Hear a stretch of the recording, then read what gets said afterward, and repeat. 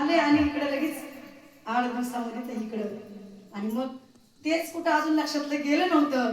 तो माऊल तो असा समोर नजारा होताच, तोपर्यंत आजही डीजे वाजायला लागला.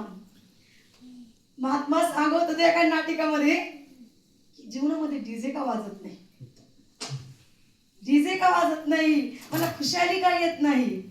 मी सत्संग तर करतोय पण आनंद तो मिळत नाही, असं महात्मा सांगत होते. एकदा नाटिकामध्ये दाखवलं की म्हणले माझ्या जीवनात डीजे का वाजत. तर तुम्ही म्हणता जाधव महाराजांचा डीजे नाही का, म्हणता जाधव महाराजांकडे डीजे नाही का. अहो तो डीजे तर वाजलच, फक्त पिल्यानंतर नाचता येईल तिथं, पिल्यानंतर तिथं नाचता येईल. पण इथं एक अमृताचा मधू प्याला पिलेत ना, ते आयुष्यात आनंदात राहतात. कोण कशा पण राग सुस्तीमध्ये, पण संत आमच्या मस्तीमध्ये, आपल्या आपल्या मस्तीमध्ये सगळे आनंदी. दाशीला शेतात जायचं योग आला. पाडळी महाराज म्हणले चला आमच्या शेताला चरण लावू द्या. खरं भाव सुंदर आहे.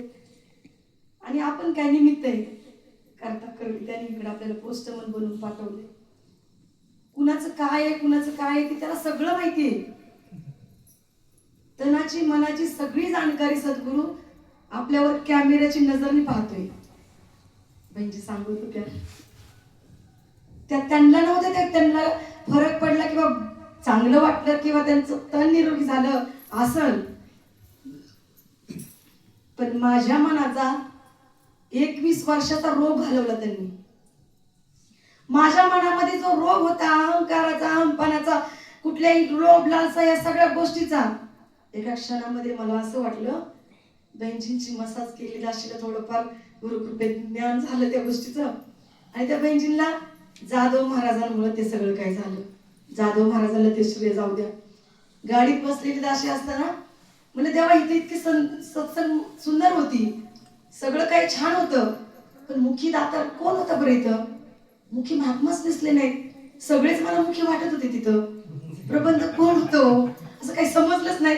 गाडीत बसल्या बसल्या गाडी चालू होताना एकच क्षण राहिला होता, ड्रायव्हर पण बसला होता. जाधव महाराज म्हणले हे काही रवी महाराज नाहीत का, त्यांना मुखी म्हणतात का. आई किती एकनाथ महाराज के होते. एकनाथ महाराजांची ती चैतन्य अशी मूर्ती दिसली तर खरंच त्यांच्या जीवनामध्ये सगळी सुख देऊ. कारण ते रूप यायला सुद्धा हो, ते रूप यायला सुद्धा हातून लागतं हो निरंकारी व्हायला. ते रूप यायला, तो आकार यायला हातून लागतं हो निरंकारी व्हायला. बरोबर करी हरी भजन माणसा नाही तुझं निर्मळ मन हे तुझ्या दुःखाचं कारण बनू शकतं.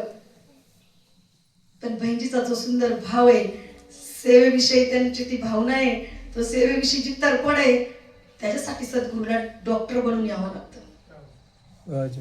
महात्मा सांगत होते जंगलमध्ये मंगल. अहो सगळीकडेच मंगल मंगल आहे, आता कुठे जंगलच राहिलेलं आहे. जेव्हा हे वाकडे कुकडे आलते ना, तर माळवदाची घर, म्हणजे आमच्याकडे माळवद म्हणतात, मातीची घर होती. ते सगळे महात्मांचे बंगले झालेत किंवा काय सद्गुरूंनी करायचं अजून सांगा ना. म्हणत होते संत की श्रीखंड्या नावाने एकनाथ महाराजांच्या घरी 36 वर्ष पाणी भरलं. त्यांच्या घरी तर 36 वर्ष पाणी भरलं एकाच एकनाथ महाराजांच्या घरी. पण वाकडी कोकडीतल्या एकनाथ महाराजांचं काय राहिले अजून, काय राहिले सांगा.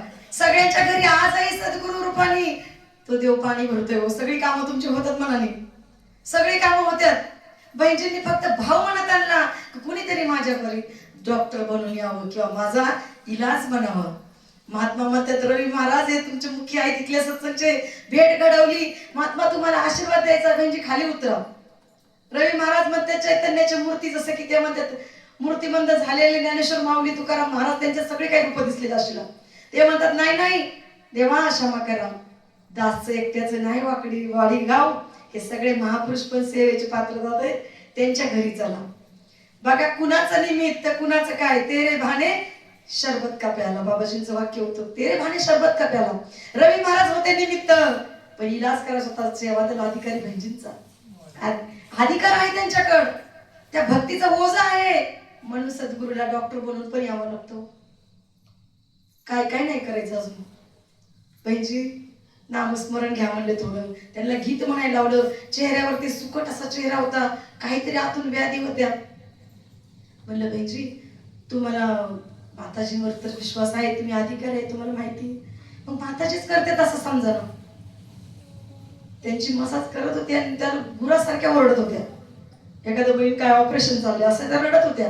जागबुजाग त्या नाड्या अशा अवघडलेल्या होत्या आणि पुन्हा त्यांचं झालं सगळं काही. मला वाटलं तर नामस्मरण घ्यावं आणखी. त्या बहिणींनी अशी झेप टाकली अंगावर, मिठी मारली दाशीला आणि अहो 2 मिनिटासाठी दाशीला वाटलं संत सुदीक्षा माताजींनी मला समोर येऊन दर्शन द्यावं आणि मी त्यांना मिठी मारली. असा भास झाला. दाशीला माहित नव्हतं मी कुठे. मला फक्त माताजी माझ्या डोळ्यासमोर दिसत होत्या. केवळ आणि केवळ ही संतांमुळे होतं. संतांमुळे दाशीला तुम्ही म्हणत असताल की या आल्या त्या आल्या, हे काय नाही हो, हे सगळं निमित्त आहे. पण मी माझ्या इलाजासाठी इथं आले होते. माझा जखमेला मरम लावायचं होता. माझे काही अवगुण असतील, माझ्यात काही व्याधी असतील, माझं काही दुखणं असेल, तुम्हीच डॉक्टर आहेत, तुम्ही माझ्यासाठी सर्वस्वी. तुमच्या चरण धुळीने केवळ तनच नाही निरोगी होतो, मन पण पावन झालं, धन्य झालं. ज्या ज्या घरात जाईल तो आदर सत्कार प्रेम. असं वाटत होतं किंचित जाधव महाराजांच्या घरी त्याची थोड्या वेळापूर्वी पोचली होती. इतका आदर सत्कार आहो त्या घरी जसं की माताची सांगितलं.